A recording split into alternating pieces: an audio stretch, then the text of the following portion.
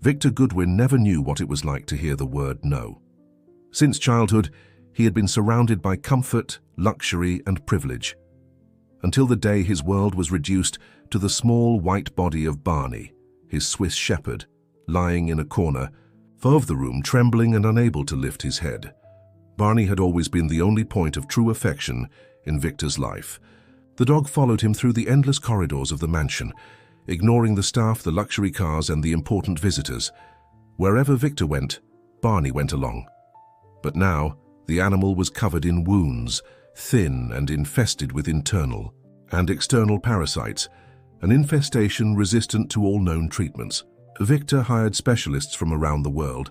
He paid fortunes for tests, experimental medications, exclusive research. And nothing worked. Each hoarse bark and each pained look from Barney was a direct affront to the absolute control that Victor always thought he possessed.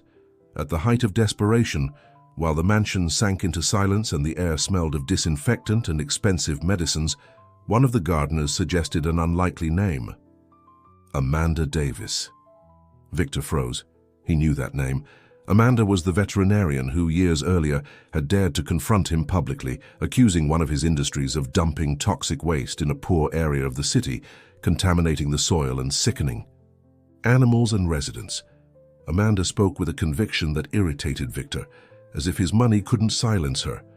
He not only discredited every word, but used his influence to tarnish her image, hinder her work, and ensure she was labeled as an uncontrolled activist. Victor had won, or at least he thought so. Now that same woman was his last chance. The phone seemed to weigh 100 pounds in his hand, but he called. Amanda answered without emotion. She listened without surprise to Victor's name and the reason for the call. There was no irony, no resentment, just a short response. She would see Barney. When Amanda arrived, she carried in her eyes the same firmness of years ago. She walked through the mansion without looking at the expensive furniture or the man who had tried to destroy her. She went straight to the dog. Her fingers slid over Barney's dirty and dried-out fur, while Victor observed from a distance, displaced within his own home. Amanda didn't ask why he had called her. She didn't want explanations. She just wanted to save the dog. The diagnosis came quickly.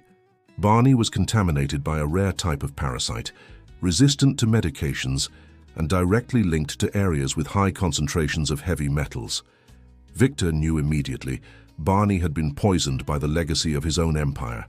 Amanda explained, without mincing words, that the best laboratories in the world didn't have the answer.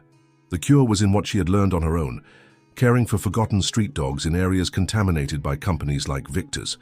The treatment was homemade, rudimentary. Compresses of specific herbs, therapeutic baths, natural oils, and a protocol of feeding and internal cleansing developed through trial and error. Victor listened, suspicious, but when Barney whimpered softly as he tried to stand up, he gave in. Amanda came and went through the mansion, ignoring curious looks and Victor's constant presence. Each careful touch on Barney, each slow bath, contrasted with the automatic coldness of all the other veterinarians who had passed through there. But the process was interrupted. One night, Amanda slipped on one of the marble steps of the mansion and sprained her wrist. Unable to continue alone, she gave Victor a series of detailed instructions. He would have to care for Barney, personally, and for the first time in years, Victor didn't pay someone else to do the work. He prepared baths with strong-smelling herbs, cleaned each wound, applied oil with his own hands, and Barney began to respond. First a more attentive look, then a slight lifting of his head. Days later, he wagged his tail. Weakly, but he wagged it. But just when Victor believed the worst part had passed, Barney disappeared. One morning, the dog wasn't in the garden where he always rested. Amanda, furious, accused Victor's security guards of sabotage. They searched for hours until they found the animal locked inside an abandoned shed at the back of the property. Someone had put him there. Someone wanted Barney not to survive. The suspicion hung in the air unnamed. Amanda warned Victor. Barney was just the symptom. The poison from his companies ran through places he didn't even remember existed. While searching for answers, Amanda discovered that one of the essential ingredients for complete healing was a plant that only grew in areas destroyed by industries like Victor's. The cycle was perfect in its cruelty. Barney only got sick because of Victor and could only be cured by something Victor had helped to extinguish. Dear listener, if you're enjoying the story, please take a moment to like and subscribe to the channel. It really helps us who are just starting out. Now continuing. At sunset, when the mansion staff retired to their quarters, Victor walked through the immaculate gardens with a still wobbly Barney by his side. At that moment, a gentle breeze rustled the leaves and brought a strange perfume, something Victor had never noticed before. Following the scent, he reached a remote part of the grounds, a small plot hidden among ornamental shrubs where herbs different from anything the gardeners cultivated were growing. Curious, Victor approached and discovered a small medicinal garden, hidden from everyone's eyes. Before he could understand what he was seeing, a familiar voice came from behind him.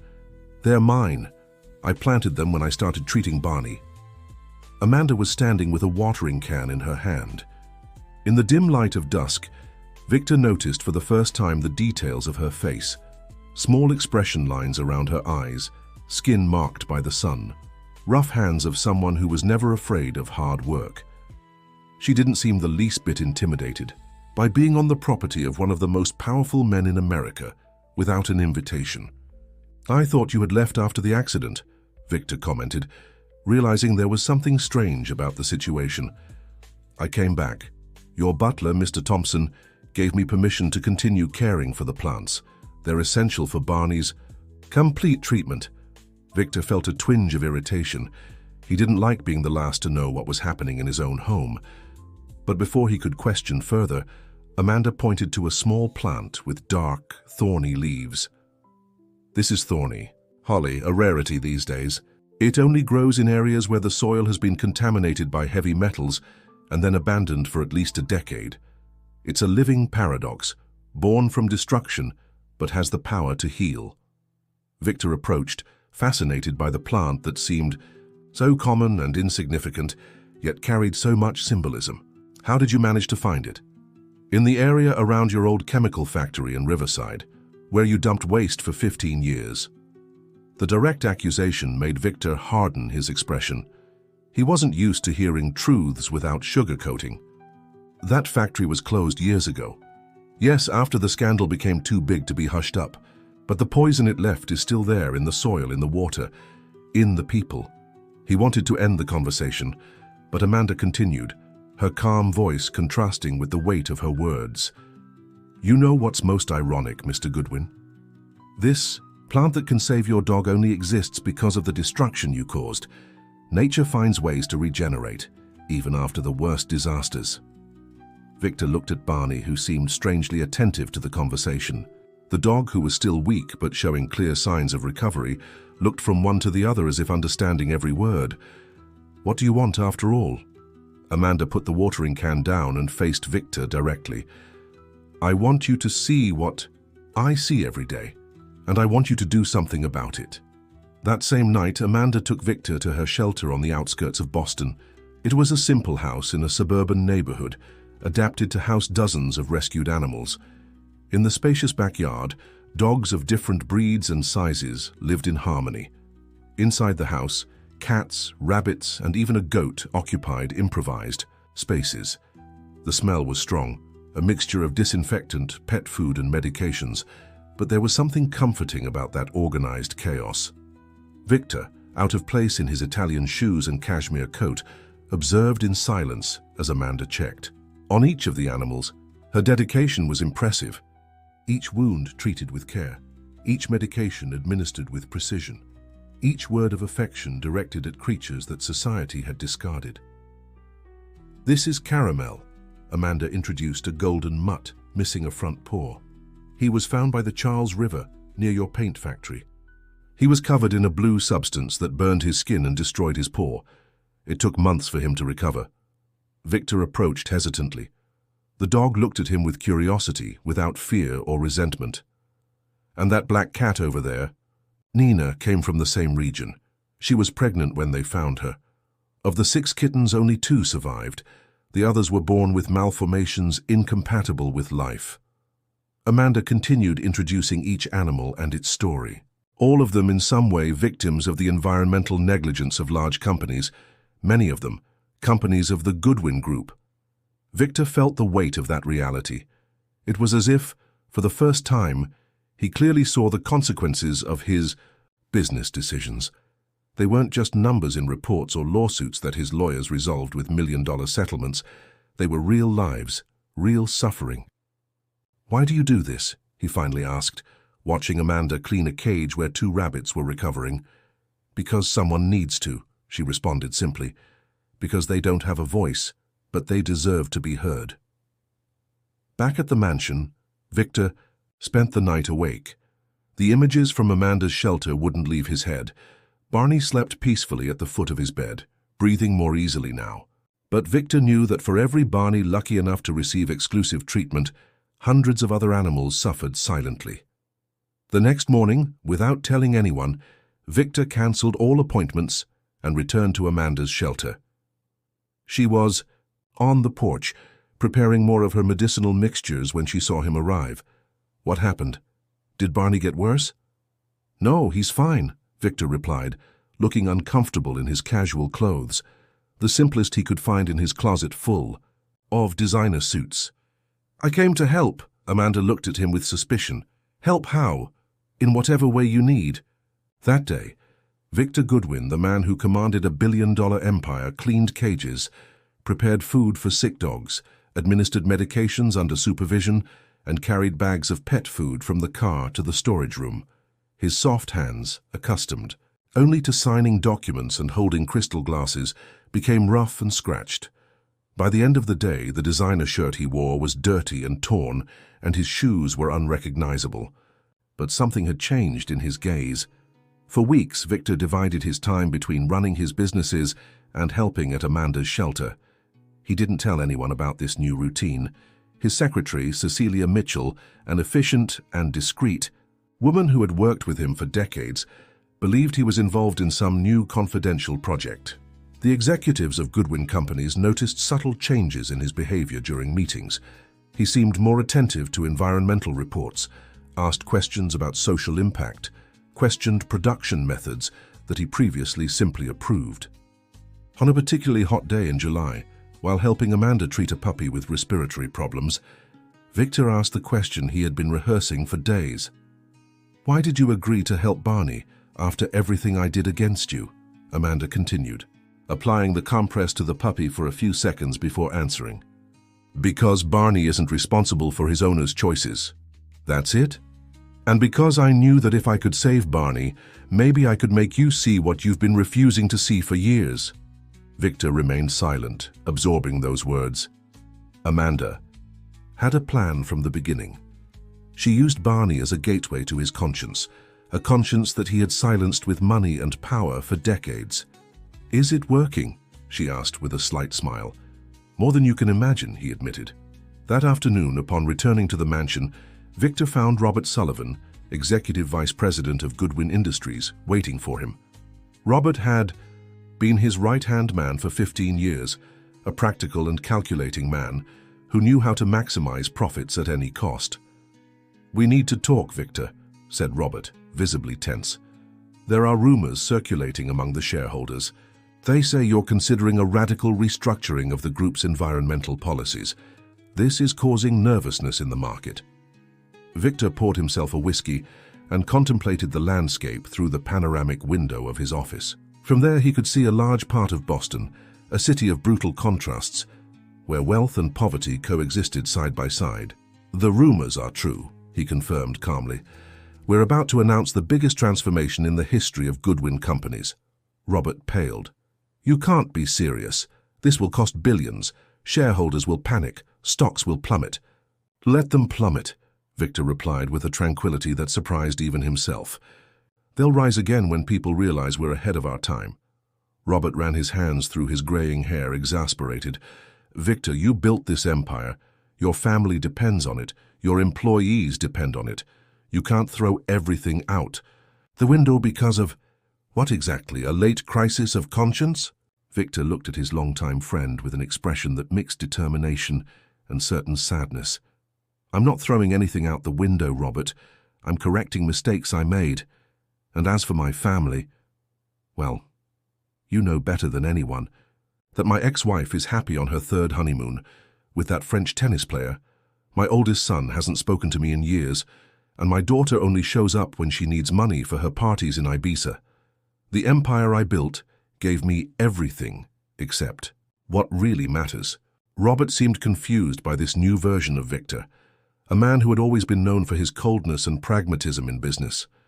"What happened to you?" "It's because of that veterinarian, isn't it? Amanda Davis. I heard you've been spending time at her shelter." Victor wasn't surprised that Robert knew. He always kept informants to know what was happening in his circle of interest. "Amanda just showed me what I was refusing to see. And no, Robert, this isn't a case of a middle-aged man trying to impress a younger woman. It's much deeper than that." The following days were filled with intense activity at Goodwin Company's headquarters. Victor called an emergency meeting with all directors and announced his vision for the future. An ambitious plan to transform all group companies into sustainable and socially responsible practices. Industries would be modernized with clean technologies. Contaminated areas would be recovered. Affected communities would receive fair compensation. As predicted, stocks plummeted in the first hours after the announcement. The specialized press spoke of corporate suicide and billionaires' fantasy. Robert and other executives tried everything to make him reconsider, but Victor was immovable. At the shelter, Amanda heard the news on the radio while treating the animals. She showed no surprise, just a small smile of satisfaction. When Victor arrived that afternoon, she greeted him with a cup of herbal tea. "You're causing an earthquake in the market," she casually commented. "It was about time someone shook up those structures," he replied, accepting the tea. "Many think I'm crazy. They say I'm throwing away decades of work. And what do you think? That I'm just beginning to do what I should have done a long time." The transformation in Goodwin Companies was neither easy nor quick. There was resistance, layoffs, and even attempts by minority shareholders to remove Victor from the presidency. But he had majority control and a new determination that surprised even his fiercest opponents. The first significant change came 6 months later, when the Riverside factory, closed years earlier after environmental scandals, was completely remodeled and reopened as a research center for sustainable technologies. The site, once a symbol of environmental destruction, now became a laboratory for innovative solutions. Amanda was invited to the inauguration ceremony, but declined. She preferred to continue her work at the shelter, away from the spotlight. Victor respected her decision, but made sure to publicly acknowledge her role in his personal and business transformation. "A single person with conviction and integrity can change the course of an empire," he declared in his speech, surprising all those present. Meanwhile, at the shelter, rescued animals continued to arrive, but now Amanda was no longer alone. A group of veterinarians and volunteers, funded by a new foundation created by Victor, helped care for the animals. The place was expanded and modernized, but maintained its welcoming essence. 1 year after the start of Barney's treatment, Victor visited the shelter on a rainy afternoon. The Swiss Shepherd, now fully recovered, accompanied him. The dog ran around the yard, playing with other dogs, as if he had never been at death's door. Amanda welcomed Victor with fresh coffee and homemade muffins. They sat on the simple porch, watching the rain fall on the medicinal garden that now occupied a large part of the grounds. "I received the results of the soil analyses from the Riverside region," Amanda commented. "There's been a significant improvement. The remediation techniques we implemented are working better than we expected." Victor nodded, satisfied. "And the cases of diseases in the local population decreased by almost 40% in the last semester, according to the health center. There's still a lot of work ahead, but we're on the right track." They remained silent for a few moments, enjoying the sound of the rain and the aroma of wet plants. It was a comfortable silence, different from the tension that marked their first encounters. "You know, Victor," Amanda finally said, "when you called me that day asking for help with Barney, I almost hung up on you." "I imagined so. Why didn't you?" Because I realized it was a unique opportunity. The universe was giving me a chance to touch precisely the only thing you truly loved. I confess I even thought it would be a form of revenge, making you feel a little of the pain you caused to so many. Victor looked at her, surprised by the honesty. But then, she continued, I realized that revenge was never what I sought. What I wanted was change. And sometimes to change an entire system, we need to start by transforming a single person. You used me, Victor stated, without resentment in his voice. Just as you used your power to destroy me years ago, she responded calmly. The difference is that I used my influence to build something better, not to destroy. Victor couldn't deny the truth of those words. Touché, he said with a slight smile. And now, what's the next step in your infallible plan for Victor Goodwin's redemption? Amanda laughed, a genuine sound that had become more frequent in recent months. I don't have any more plans for you, Victor. You're already walking your own path. My focus now is to expand the shelter's work, maybe create a veterinary hospital for underprivileged communities. I can help with that, Victor offered immediately. I know you can, but this time I want to do it my way, with my own resources. Victor understood the message. Amanda always valued her independence. He respected that now, even if he still felt an almost compulsive need to solve problems with money. The following week, Victor received an unexpected call. It was Melissa, his 28-year-old daughter, with whom he maintained a distant and complicated relationship. She was in the United States after years traveling the world, spending her father's fortune on parties and fleeting relationships. Dad, we need to talk, she said on the phone with unusual seriousness. I saw your interviews, read about the changes in the companies. I want to understand what's happening. They arranged to meet for lunch at a simple restaurant in downtown Boston, far from the sophisticated places they used to frequent. Victor arrived first and waited, anxious. He hadn't seen his daughter in person for almost 2 years. When Melissa entered, Victor almost didn't recognize her. Her hair, previously long and dyed blonde, was now short and natural. Designer clothes had given way to simple and comfortable pieces. But the biggest change was in her eyes. There was a clarity, a presence that Victor hadn't seen since she was a child. You look different, he commented after a hesitant hug. So do you, she replied, studying her father with curiosity. Lighter, somehow. During lunch, Melissa told her own journey of transformation. After years of empty parties and superficial relationships, she had a breakdown in Bali. She ended up at a meditation retreat where she spent 3 months reconnecting with herself. It was like waking up from a bad dream, Dad. I realized I was trying to fill a void with things that only made it grow. Victor listened, fascinated by his daughter's sincerity. It was as if they were getting to know each other for the first time. And then I came back to the States and discovered that my father, the feared Victor Goodwin, had transformed into a kind of revolutionary environmentalist, she continued with an ironic smile. I thought someone had hacked the newspapers. Victor laughed. I myself still have days when I don't believe in the turnaround. What happened, Dad, really? Victor told her everything. About Barney, about Amanda, about the reality he forced himself to see after decades of selective blindness. Melissa listened attentively, asking occasional questions, but mainly absorbing this new version of her father. I want to meet her, Melissa said at the end. This Amanda who accomplished what no one else could, making Victor Goodwin see beyond his own navel. Victor hesitated. His relationship with Amanda was complex, a mixture of mutual respect, gratitude, and something more that he couldn't define. She's not much of a fan of spotlights or the Goodwin family, to be honest. All the more reason for me to meet her, Melissa insisted. I promised to behave. 2 days later, Victor took Melissa to the shelter. Amanda was in the yard, supervising a new construction, a covered space for the animals during winter. Seeing father and daughter approaching, she wiped her dirt-covered hands on her already worn jeans and came to greet them. Amanda, this is Melissa, my daughter, Victor introduced, nervous as a teenager. The famous Melissa, Amanda smiled, extending her hand. Your father talks about you a lot. I hope not everything is true, Melissa joked, returning the handshake, firmly. Only the good parts, Amanda assured, which are many more than he admits. Victor observed the two women studying each other. There was an initial tension, natural given the circumstances, but also a genuine curiosity. "How about a tour of the shelter?" Amanda offered. "I can show you the new projects we're developing." Melissa readily accepted, and, to Victor's surprise, showed a genuine interest in every detail.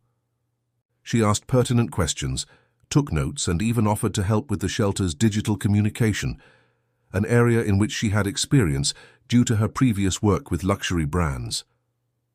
At the end of the visit, while Victor talked with one of the veterinarians about a new treatment, Melissa and Amanda sat on a bench under a leafy tree. "Thank you," Melissa said simply. "For what?" "For giving my father back. He was lost for so long that I had given up on finding him." Amanda smiled gently. "He was always there, Melissa.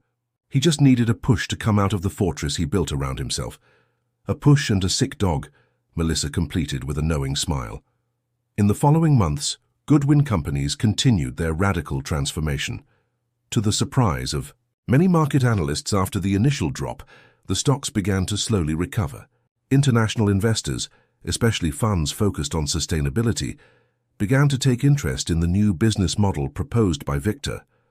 What seemed to be the end of an empire was beginning to reveal itself as the birth of something new and potentially more valuable in the long term. Melissa decided to stay in the United States and took an active role in her father's companies, focusing specifically on social responsibility initiatives. Her older brother Luke, who had distanced himself from the family after conflicts with his father, also began to reconnect, intrigued by the profound changes that were happening. On an autumn afternoon, almost 2 years after the first meeting, with Amanda, Victor invited her for coffee at Goodwin Company's headquarters. It was the first time she had accepted entering that imposing glass building in the financial heart of Boston. Amanda felt out of place among executives in suits and impeccably dressed receptionists. Victor received her in his office, a space that was once all glass, steel, and coldness, but now had plants, certified wood, and a panoramic view of a green roof project that extended throughout the business complex. "Impressive," she commented, looking around. "We're still at the beginning," Victor replied, offering her a comfortable chair near the window. "But each change, however small, brings us closer to the goal."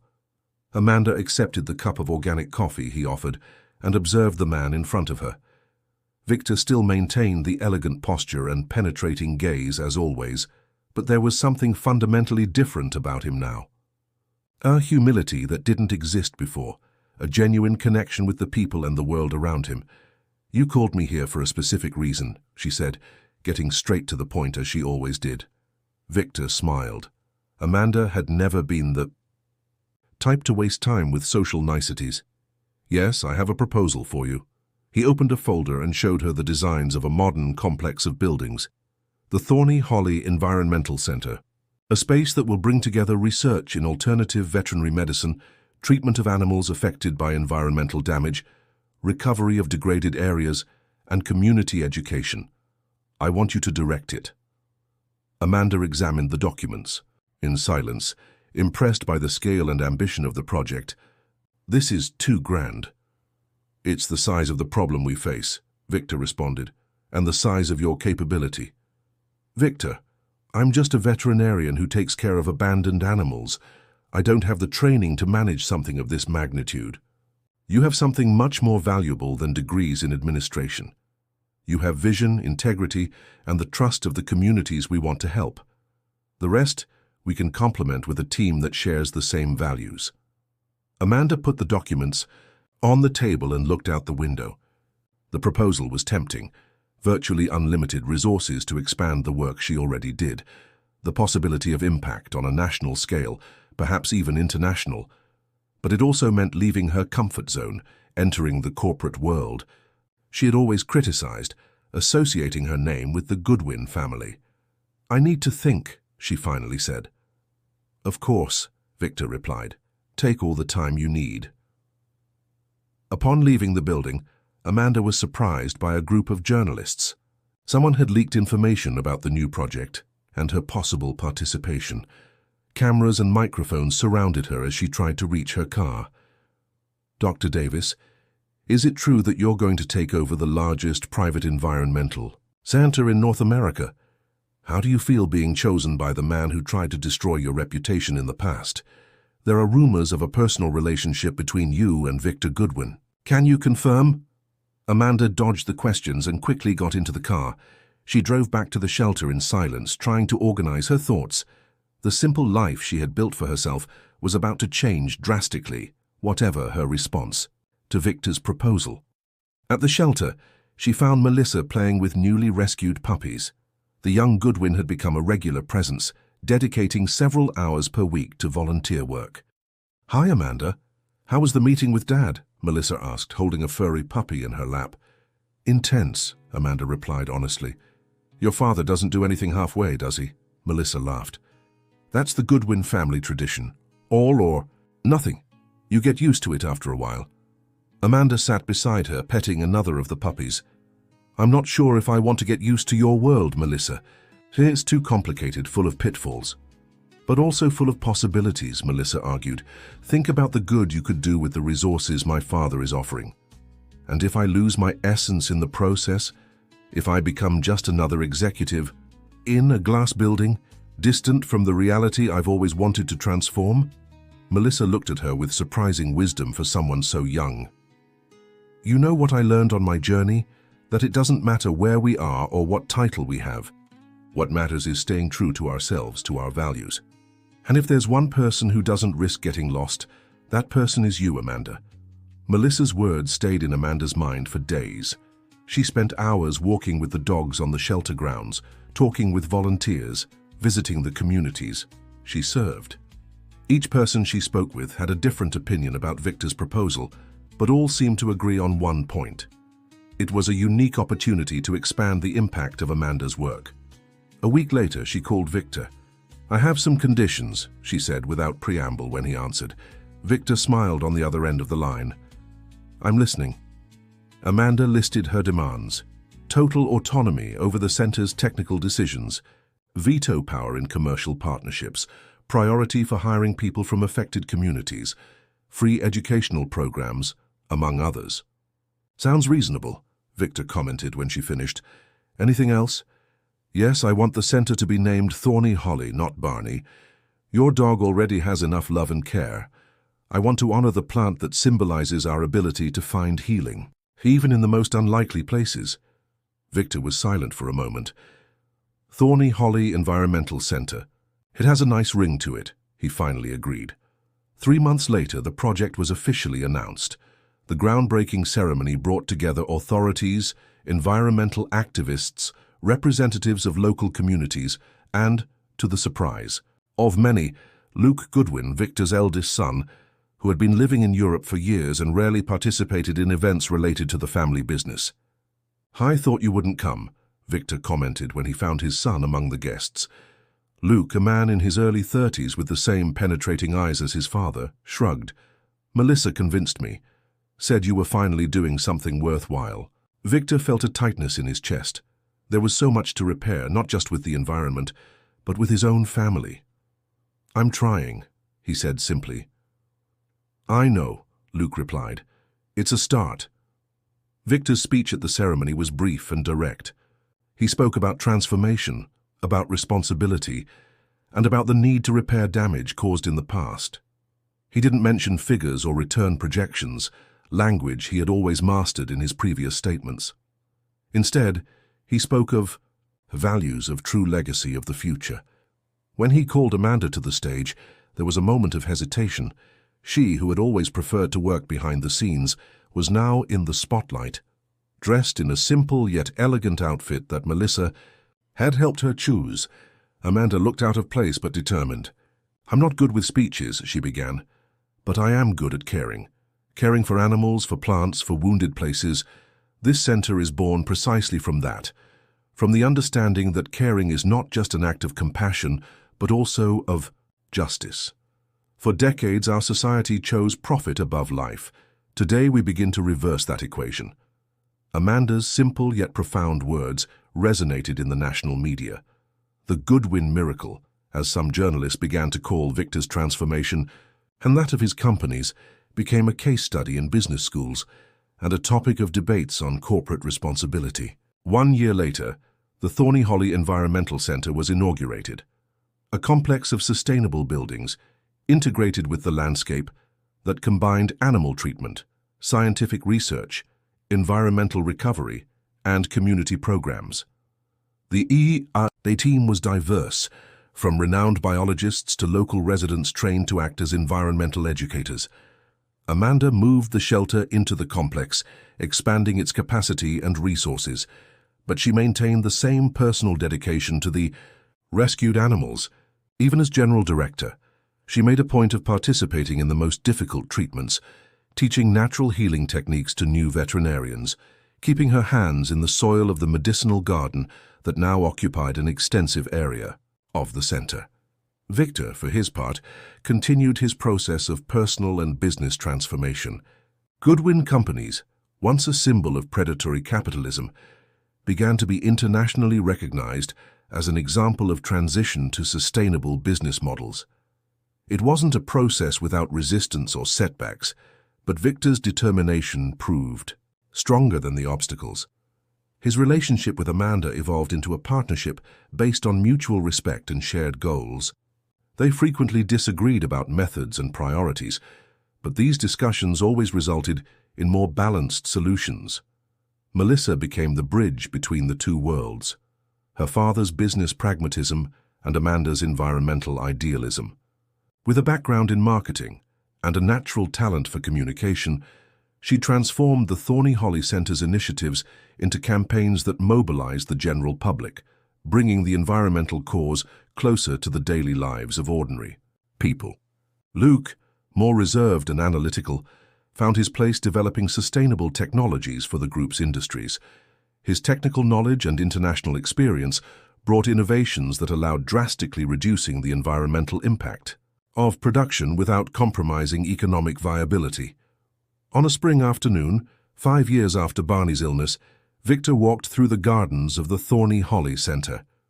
The Swiss Shepherd, now an elderly gentleman among dogs, accompanied him in slow but steady steps. The place was full of visitors, students on educational excursions, families learning about sustainable gardening, veterinarians from other countries seeking knowledge about natural medicine. Victor observed everything with quiet satisfaction. In the center of the main garden, a special bed housed various species of the thorny holly plant, including rare specimens rescued from degraded areas. Amanda was there explaining the medicinal properties to a group of students. Victor approached when the group dispersed. Barney, recognizing Amanda, hurried toward her with the energy of a puppy, making them smile. "He never forgets who saved him," Victor commented. "Animals have an impressive emotional memory," Amanda replied, petting the dog affectionately. "Much better than many humans." Victor looked around, at the complex, vibrant with activity and purpose. "When I think about how it all started, about how I was before." "It wasn't that long ago," Amanda interrupted him with a teasing smile. "And you still have moments of relapse, when you want to solve everything with money and power." "True, but I'm getting better, aren't I?"